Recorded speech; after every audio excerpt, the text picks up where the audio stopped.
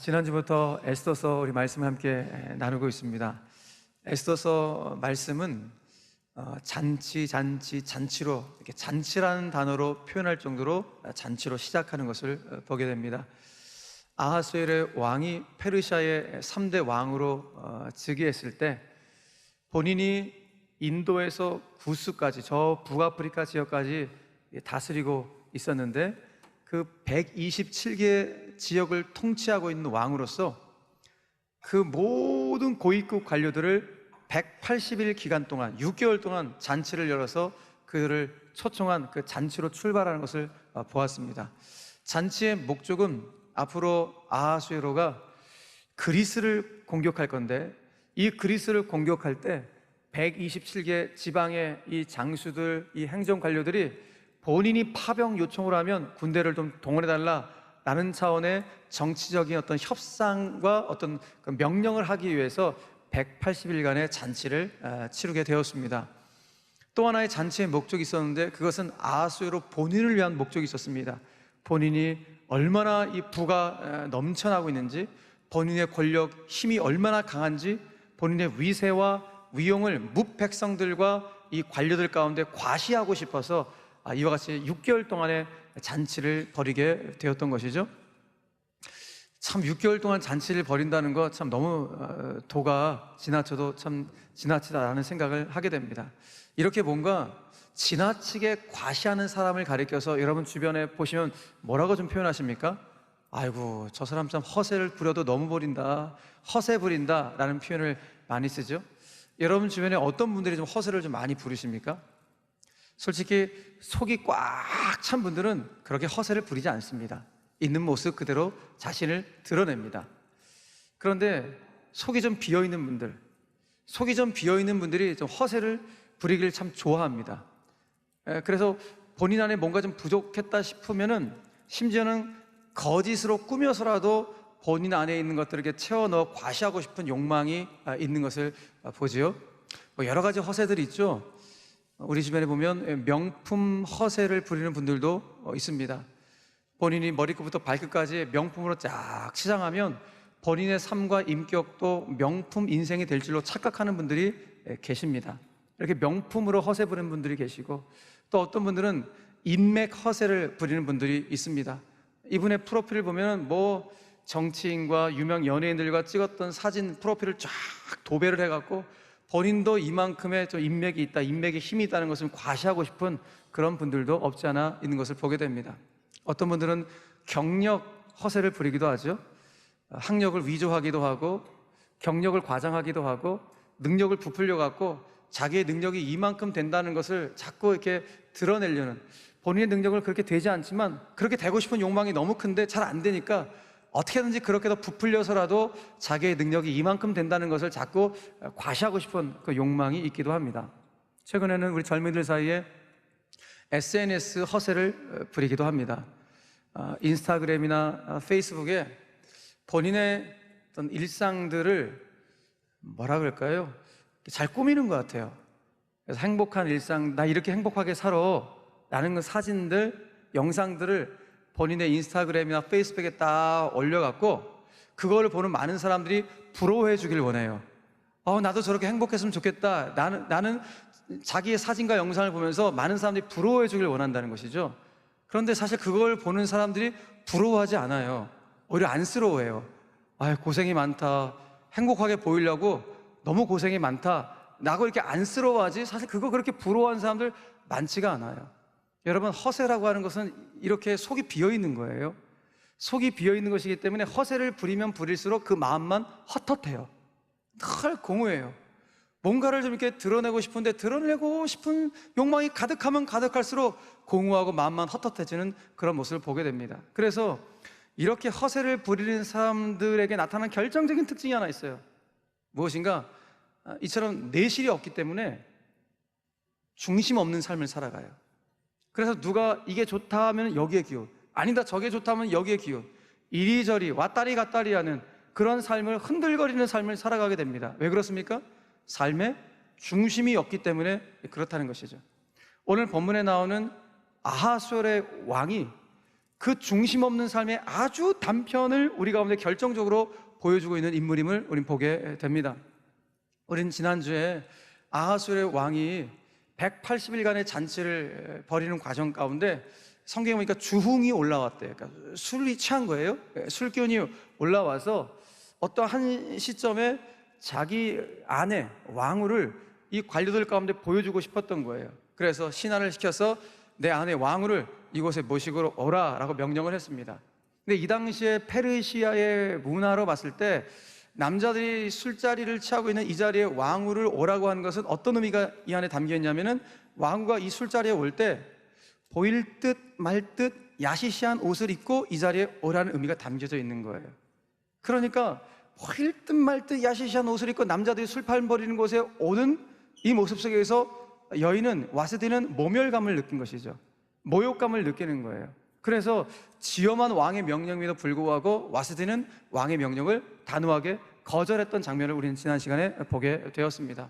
그러자 본인의 명령에 대해서 거절한 이 왕후 와스디로 인해서 아하수엘의 왕의 마음이, 오늘 보면 바로 윗구절 보니까 어떻대요? 그 마음속이 진노의 불로 활활활 타오르게 되었다는 것입니다. 열이 받을 대로 받은 것입니다. 지금까지 본인의 왕명을 어긴 사람이 자기 제국에서 단 한 사람도 없었는데 유일하게 자기 아내가 신하들이 보는 자리에서 보란 듯이 거절을 해버린 것입니다. 그러니까 너무너무 화가 난 것이죠. 이거 어떡할까 하다가 국무회의에 안건으로 딱 올렸어요. 올렸더니 왕실 참모, 오늘 본문에 보니까 7명이 그걸 듣고, 아이고 말도 안 되는 일을 왕후가 벌였네요 라는 이런 공감대가 형성이 됐는데, 그 중에 한 사람, 무무간이라는 사람이 오늘 16절에서 20절까지 왕에게 제안을 하는 거예요. 그 내용이 긴데 간단하게 이런 내용이에요. 왕이시여, 왕의 명령을 거절한 이 행동은, 이거는 왕한테만 잘못한 행동이 아니라 왕의 신하인 저희들에게도 잘못한 행동이고 페르시아의 무백성들에게도 잘못한 행동입니다. 이거는 페르시아 제국에서 있을 수가 없는 일입니다. 만약에 이 사실이 페르시아 여인들 가운데 전파된다면 왕후도 왕한테 거절하는데 우리도 이제 남편들한테 기어오르겠다, 이런 일들이 벌어질 겁니다. 그러니 왕후의 이 행동은 페르시아의 근간을 흔드는 일입니다. 사회의 기초를 흔드는 일이니 이거는 왕께서 단호한 결정을 내리셔야 됩니다. 아레오키 황궁하오나 왕이시여, 이런 법을 만드셔야 됩니다. 와스디 왕후가 다시는 왕 앞에 서지 못하도록 특별법을 만드심이 가한 줄 아옵나이다, 이렇게 딱 한 거예요. 16절에서 20절 말씀 딱 이제 정리가 되시죠? 이 내용을 제안을 딱 한 거예요. 특별법을 제정하자는 거예요. 특별법. 여러분, 그런데 오늘 이 특별법을 제정하자는 오늘 왕실 참모들의 이 제안 안에는 실은 음모가 담겨 있어요. 물론 이 당시의 보편적인 문화는 여인네들이 남편에게 복종하는 것이 실은 페르시아의 일반적인 보편적인 문화였어요. 자, 그럼에도 불구하고 오늘 무무간이라는 사람이 왕후 와스디에 대한 이 평가는 객관적인 평가가 아니에요. 왜냐? 이 사람의 제안한 이 특별법 제안 안에는 이들이 갖고 있는 어떤 음흉한 음모가 깔려있기 때문입니다. 어떤 음모인가? 다른 것이 아니라, 사실 지금 페르시아 왕실을 쥐락펴락하는 사람은 요 7명의 왕실 참모들이에요. 이 문고리들, 이들이 지금 왕실을 완전히 쥐락펴락하는 거예요. 왕이야 어차피 자기들이 밑에서 잘 마음만 살피면은 권력을 계속 유지해 갈 수 있는 거예요. 왕의 마음만 들면은. 그러니까 왕의 눈치만 보고 나머지는 본인들이 다 권력을 지금 사유화하고 있는 중인 거예요.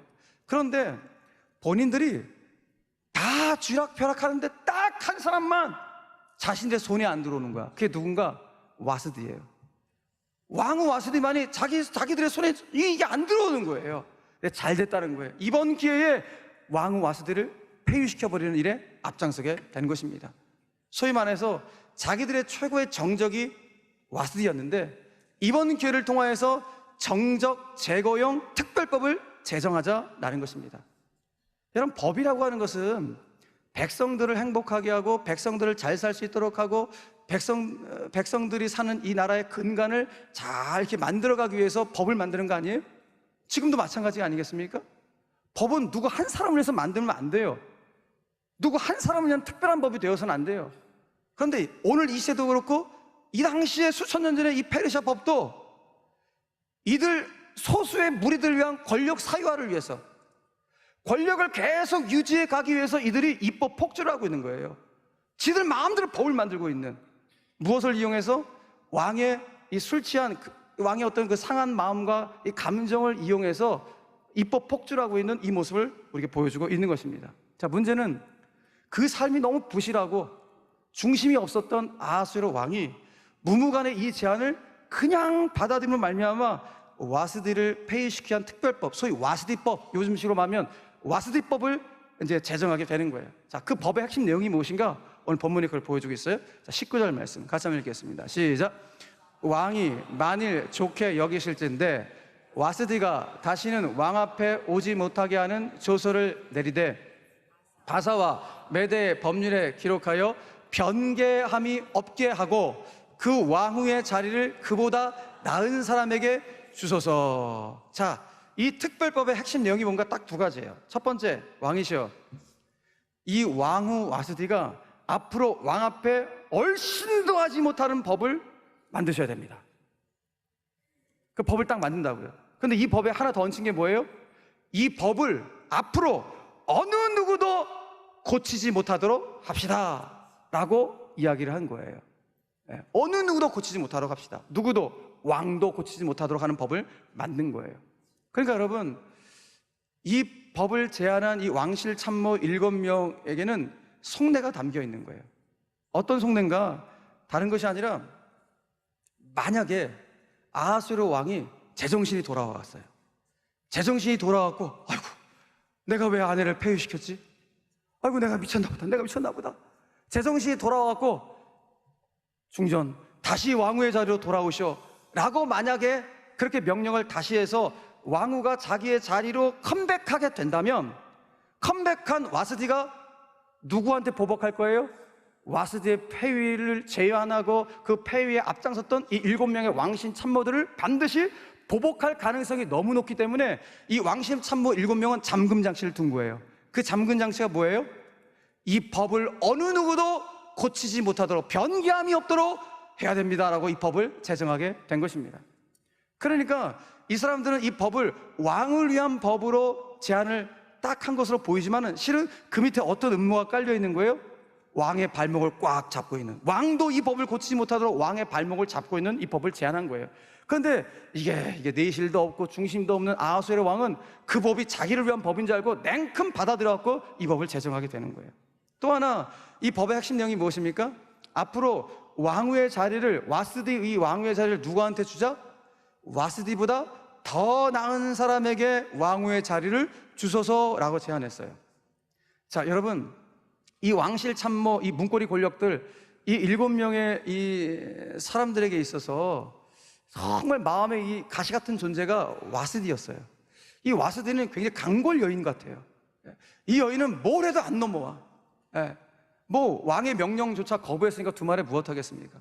그러니까 이 여인을 어떻게 하나, 이 고민이 굉장히 많았겠죠. 그래서 앞으로 왕후를 세운다면 와스디아 같은 왕후를 세우면 안 된다는 거예요. 어떤 왕후? 말 안 듣는 왕후. 왕의 명령을 복종하는 왕후를 세워야지, 왕의 명령을 거부하는 왕후를 세우시면 안 되십니다 라고 왕한테 올린 거예요. 그 왕의 입장에선 이 법이 누구를 위한 법이라는 거예요? 왕을 위한 법이라고 본인이 생각하겠죠. 그런데 이 법에 깔려있는 음모가 또 있는 거예요. 실은 누구의 손에 쥐락펴락할 수 있는 왕후를 세우자는 거예요? 자기들이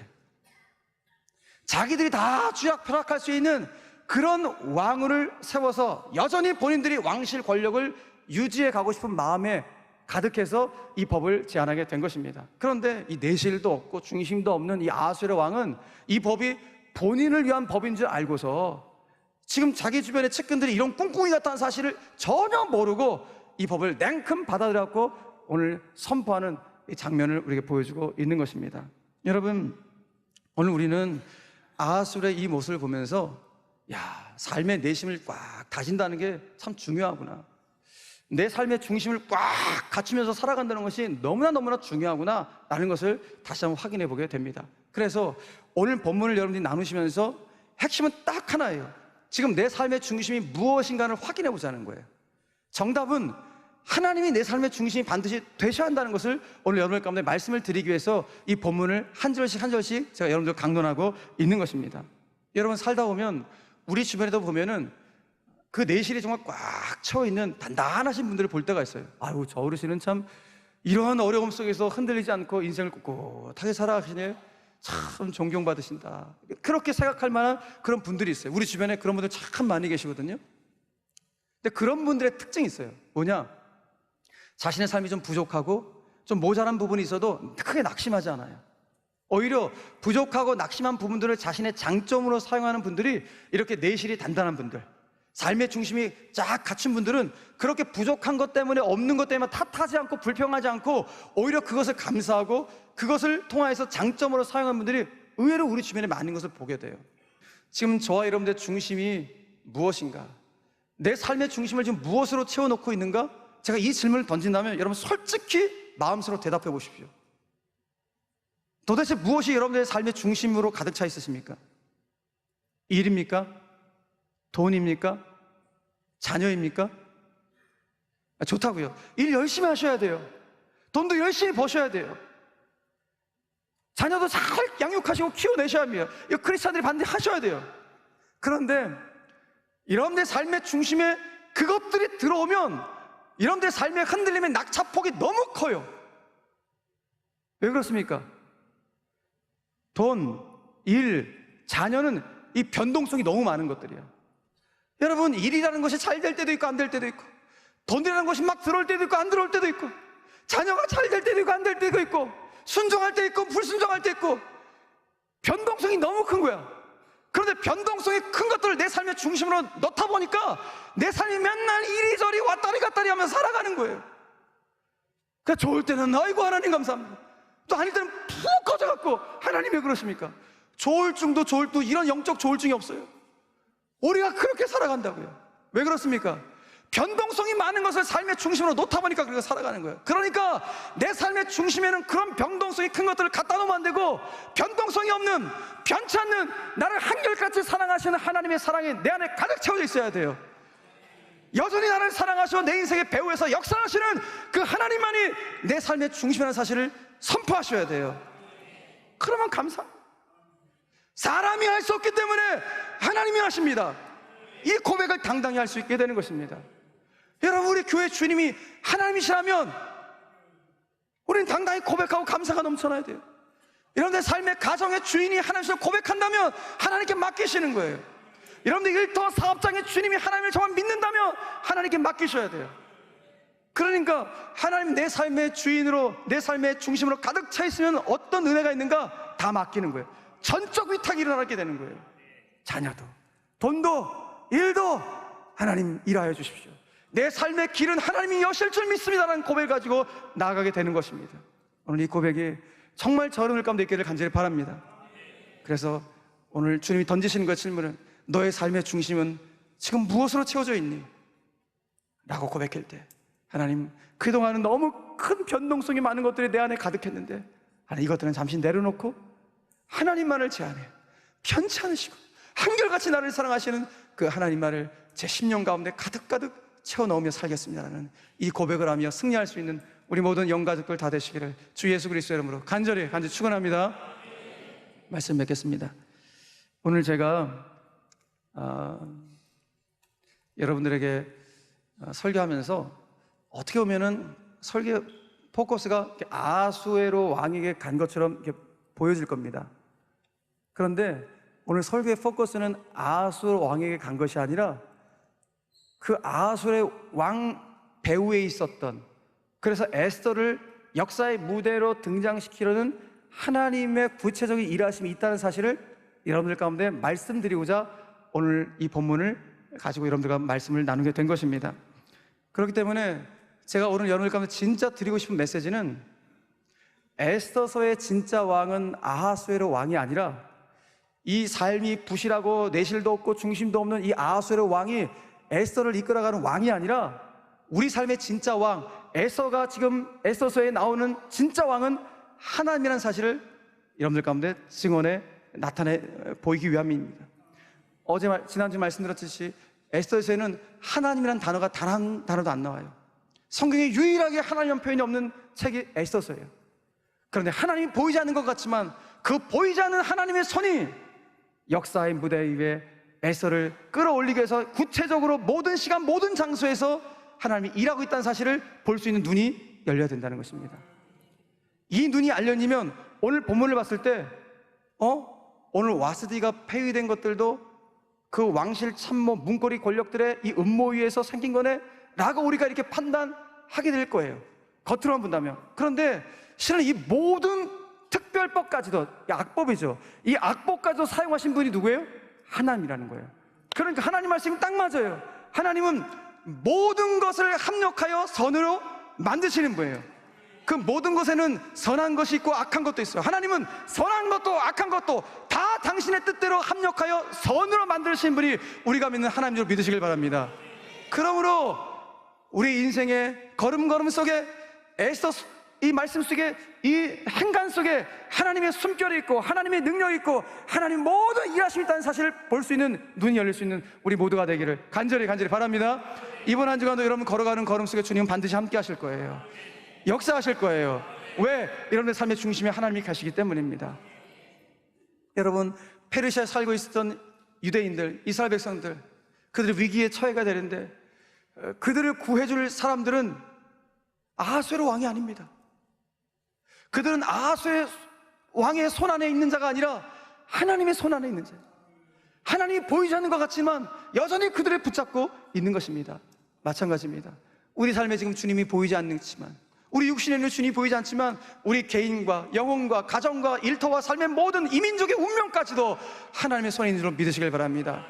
이 믿음을 가지고 나간 것이 정말 하나님이 기뻐하시는 믿음을 우리는 알게 되는 것입니다.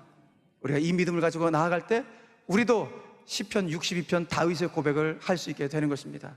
우리 이 고백을 선포함으로 말씀을 좀 마무리했으면 좋겠습니다. 함께 시편 62편 1절과 2절 말씀 다 같이 시작. 나의 영혼이 잠잠히 하나님만 바라며 나의 구원이 그에게서 나오는도다. 오직 그만이 나의 반석이시여 나의 구원이시여 나의 요새이시니 내가 크게 흔들리지 아니하리로다. 할렐루야. 우리의 삶이 크게 흔들리지 않는 동력이 뭐예요? 하나님만 바라보는 거예요. 하나님만 내 안에 중심으로 가득 계실 때 크게 흔들리지 않아요. 그러니까 이 말을 다시 곱씹으면은 우리의 삶은 그래도 흔들릴 수 있다는 거예요. 그러나 크게는 흔들리지 않아요. 여러분, 정상적인 나침반은 미세하게 흔들립니다.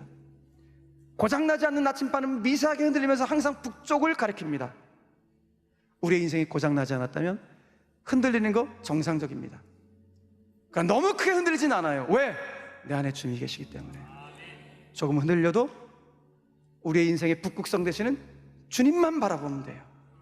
그 주님만 내 안에 가득 채우고 그 주님을 사모하시면서 여러분들의 삶의 자리, 가정을 세워가시고 일터를 이끌어가시고 또 주님이 주신 사명을 삶의 자리에서 또 교회에서 감당하게 될 때 하나님의 영광 바로 여러분을 통하여 나타날 줄로 믿으시길 바랍니다. 바로 여러분들이 이 시대의 별입니다. 하나님이 사용하길 원하시는 이 시대의 어둠을 밝히는 진정한 에스더로 하나님이 여러분을 부르시다는 사실을 믿으시고, 주님, 제 삶에 그동안 자녀도 귀하고 물질도 귀하고 다 일도 귀하지만 진짜 귀한 것, 그 귀하신 하나님을 놓치고 살아왔습니다. 하나님, 변동성 많은 것을 내 중심으로 모시지 않게 하시고 진짜 한결같이 나를 사랑하시는 그 하나님만을 내가 모시며 내 삶의 중심으로 모시며 살아갈 수 있는 내 인생 되게 하여 주시옵소서.